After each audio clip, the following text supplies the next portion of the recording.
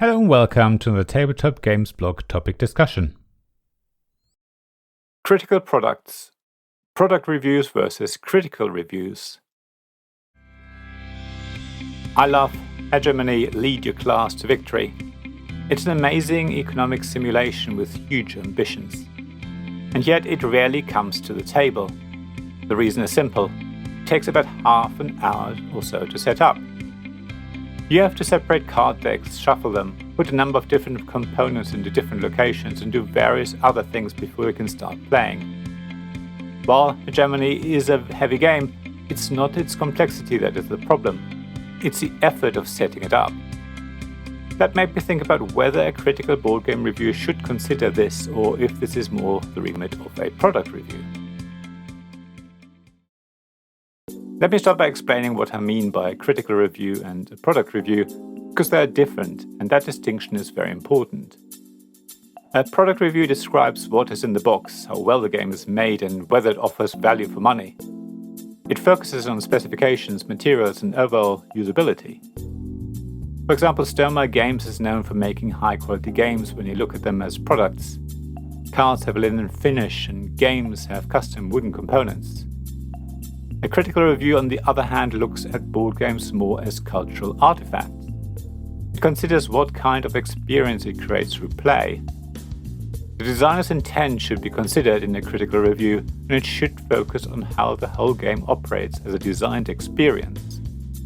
As a result, critical board game reviews are reflective and contextual. For example, short rulebooks for complex games or long rulebooks for straightforward games aren't in themselves bad. What matters is whether they help players learn the game. While the rulebook's word count has no place in a critical review, when a rulebook confuses players, it needs to be mentioned. Similarly, beautiful art and detailed illustrations are no better or worse than very functional graphic designs, until you look at how they interact with the gameplay experience. When the art interferes with how playable a game is, it deserves critical attention. In Fled, for example, the detailed illustrations create mood and atmosphere, but they interfere with seeing key information. Icons become difficult to read, especially from across the table. This creates a conflict between the game's aesthetic goals and its functional needs. A critical review does not highlight this as a printing error, it highlights it as a design issue that negatively affects the gameplay experience. Let's look at other things that might feel like they belong in a product review, but not a critical board game review. Some games have intentionally been designed to include friction, such as restricted actions or delayed consequences. It can introduce tension, create pacing, and limit decision-making. However, when a game rubs players up the wrong way, that wasn't intentionally designed to be part of the gameplay experience, it's a problem that needs to be investigated in a critical review.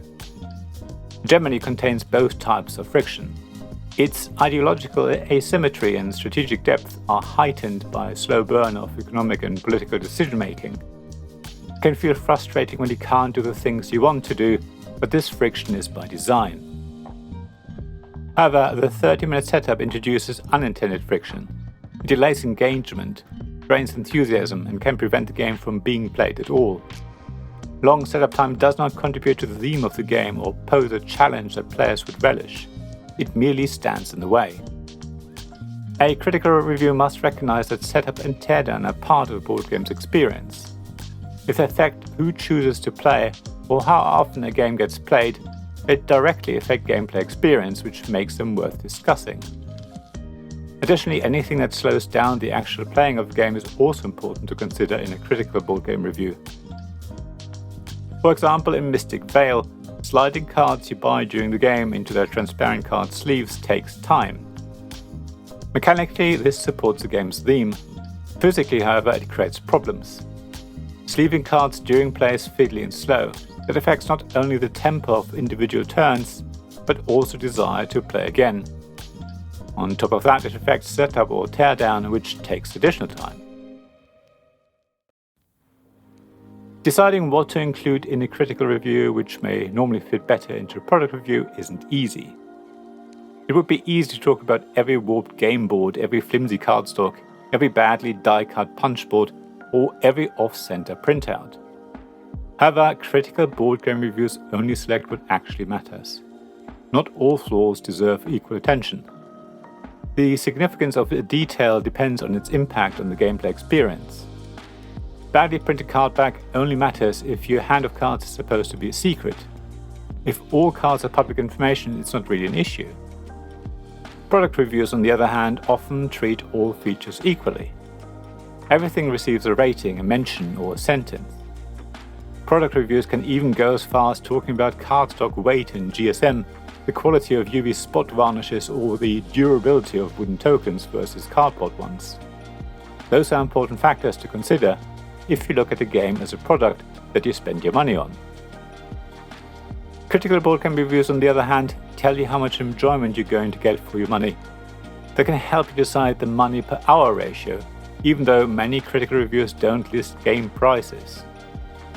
However, if you can see from a review whether a game is for you and how much time you're likely going to invest in it, you can decide for yourself whether you're happy to buy a brand new copy of the game or hold out for a second-hand one, or maybe wait for a retailer sale.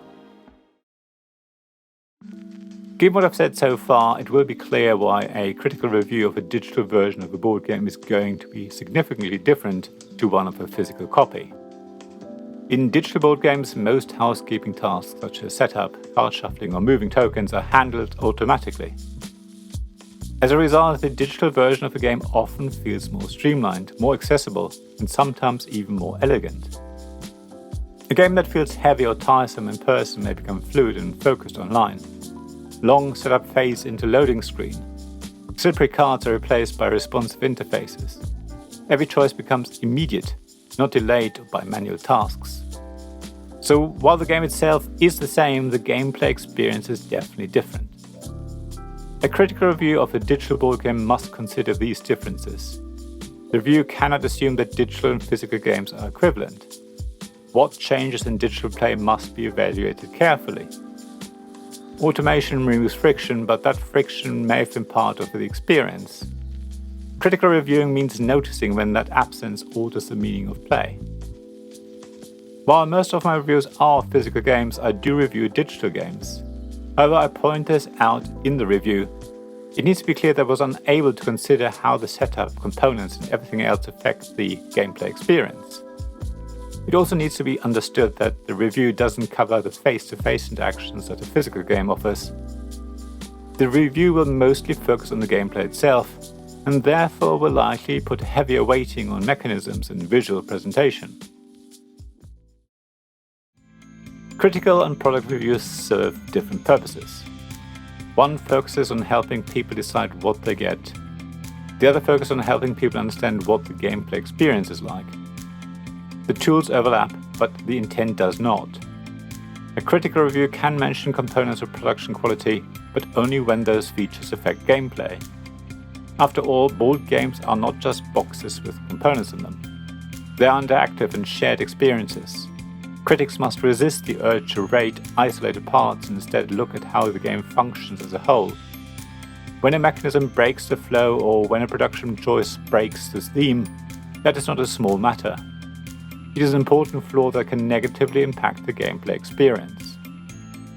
A critical review will look at all of these things together and weigh up what needs to be mentioned and what can be glossed over. At least I hope that's what I achieve with my board game reviews, and that's what I strive for. Thank you for listening to this Tabletop Games blog topic discussion podcast.